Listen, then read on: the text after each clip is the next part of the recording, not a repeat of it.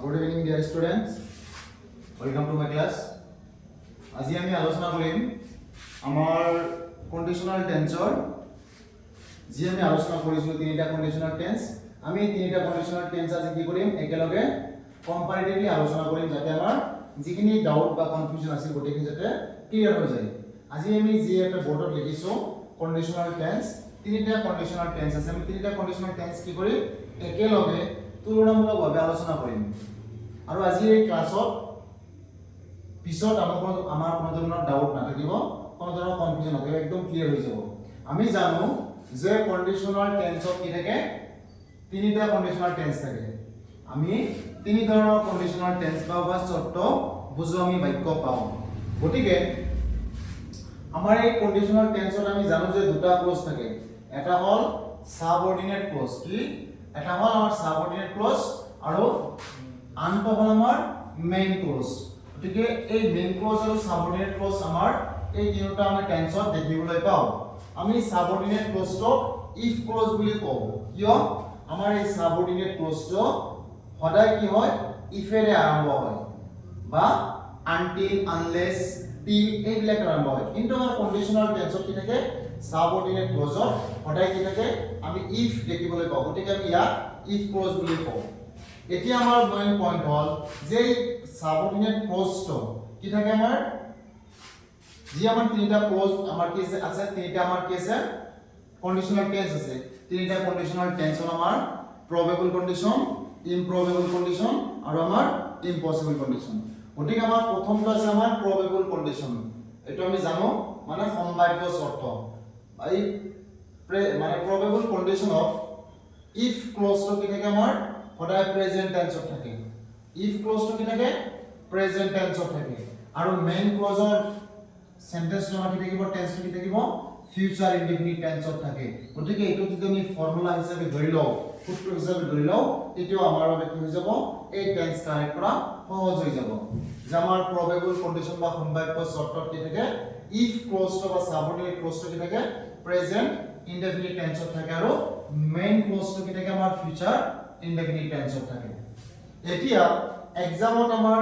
বিশেষকৈ আমাৰ যেটো আমাৰ ক্লাস 9 ৰ এক্সাম হয় বা 10 ৰ যেটো আমাৰ এইচএসএলসি এক্সাম হয় 11 ৰ যেটো আমাৰ এক্সাম হয় আৰু আমাৰ 12 ৰ যেটো ফাইনাল এক্সাম হয় এই চাৰিটা ক্লাছত কিন্তু চাৰিটা এক্সামত আমাৰ এই কন্ডিশনাল টেন্সৰ পৰা কিন্তু 100% কোশ্চেন থাকে আমাৰ প্ৰিভিয়াস ইয়াৰৰ যিমান মেট্ৰিক হৈছে বা এইচএস ফাইনাল হৈছে প্ৰতিটো কোশ্চেনত ইংৰাজী গ্ৰামাৰ সেকশনত কিন্তু আমি কন্ডিশনাল টেন্সখিনি দেখিবলৈ পাওঁ গতিকে আমি কি কৰিম আজি এই ভিডিওত বা আজি ক্লাছত আমি কি কৰিম আমাৰ কন্ডিশনাল টেন্সৰ যিখিনি ডাউট আছে বা আমাৰ কনসেপ্ট যেটো আছে আমি সম্পূৰ্ণ ক্লিয়াৰ কৰিম আমি প্ৰথমতে কি কৰিম চাম যে যদি ইফ ক্লজৰ টেন্সটো কি আছে আমাৰ প্ৰেজেন্ট ইনডিফিনিটত আছে তেতিয়াহ'লে আমাৰ কি হ'ব মেইন ক্লজৰ টেন্সৰ যেটো ভাগটো কি আমাৰ ফিউচাৰ টেন্সত হ'ব ফিউচাৰ ইনডিফিনিট টেন্সত হ'ব গতিকে আমি যেটো এক্সামত আহিব এক্সামত কিন্তু এনেকা ধৰণৰ আহিব এনেকুৱা যে ইফ হি ভাগটো আমাৰ ব্ৰেকেটত থাকিব তাৰ পিছত আমি কি কৰিব লাগিব এই ভাগটো কাৰেক্ট কৰিব লাগিব নাইবা এই আমাৰ যেটো ইফ ক্লজৰ ভাৰ্ব আছে এই ভাগটো এক্সামত কৰা থাকিব পাৰে আৰু মেইন ক্লজৰ যেটো ভাৰ্ব আছে এই ভাগটো আমাৰ ভাগত কি দিব ব্ৰেকেট দিব বা কৰিব মানে আমাৰ এক্সামৰ যিবিলাক ক্যান্ডিডেট আছে ক্যান্ডিডেট বিলাকক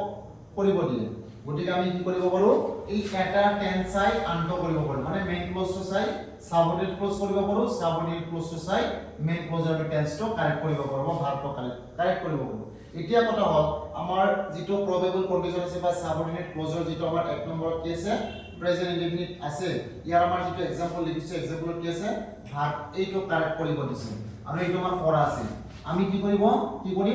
আমি কৰিব লাগিব যে মেইন ক্লজটো চাম যেটো আমাক কৰিব দিছে সেইটো বাদ আমাৰ অপোজিট যেটো কি আছে ক্লজ আছে ক্লজটো চাম ইয়াতে কি আছে মেইন ক্লজ আছে মেইন ক্লজটো কি আছে ফিউচাৰ ইনডিফিনিট টেন্সত আছে গতিকে আমাৰ এই সাবঅৰ্ডিনেট ক্লজটো বা ইফ ক্লজটো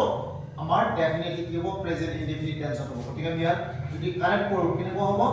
যে এটো কি আছে ইফ হি ইনভাইট মি গতিকে আমাৰ প্ৰেজেন্ট টেন্সৰ যেটো গঠন আছিল বা প্ৰেজেন্ট ইনডিফিনিট টেন্সৰ যেটো গঠন আছিল আমি জানো subject plus verb plus object verb কি হয় ভার্ব 1 হয় 1 মানে ভাৰ্বৰ যেটো আমাৰ প্ৰেজেন্ট ফৰ্ম আছে সেইটো হ'ব এইখিনিতে আমি এটা কথা মন কৰিব লাগিব যে ভাৰ্ব তো আমি কেনেকৈ কানেক্ট কৰিম সাবজেক্টটো চাই মানে ইয়াৰ যেটো পাৰ্সন আছে এই সাবজেক্টটো যদি থাৰ্ড পাৰ্সন সিঙ্গুলাৰ নাম্বাৰ হয় তেতিয়াহলে ভাৰ্বৰ হেকত আমি কি ইউজ কৰো as বা es ইউজ কৰো ইয়াতে as ইউজ কৰা হ'ব মানে if he invites me I will join the party correct এটো আমি এনেকৈ কারেক্ট কৰিম এতিয়া আমাৰ দুই নম্বৰ যেটো ইমপ্ৰবেবল কন্ডিশন আছিল ঠিক তেনেকুৱা আমি কি কৰিম if close to some if close two কি আছে যদি past indefinite tense থাকে মেইন ক্লোজ মানে কি হ'ব future in the past হ'ব future in the past means আমাৰ এই future indefinite tense will to অকল কি হ'ব would হৈ যাব বাস আমাৰ future in the past হৈ গ'ল মানে will or past form hall would গতিকে আমি কি কৰিম এইটো যদি কি আছে future in the past ত আছে গতিকে আমাৰ এইটো কি হ'ব past indefinite tense হ'ব improbable condition ইয়াৰ যেটো ভার্ব আছে ভার্বটো কি হ'ব past indefinite tense গঠন হ'ব গতিকে আমি জানো past indefinite tense গঠন হল যে subject plus verb to এটো কি হয় verb to হবলে হলে আমি জানো যে ভাৰ্বৰ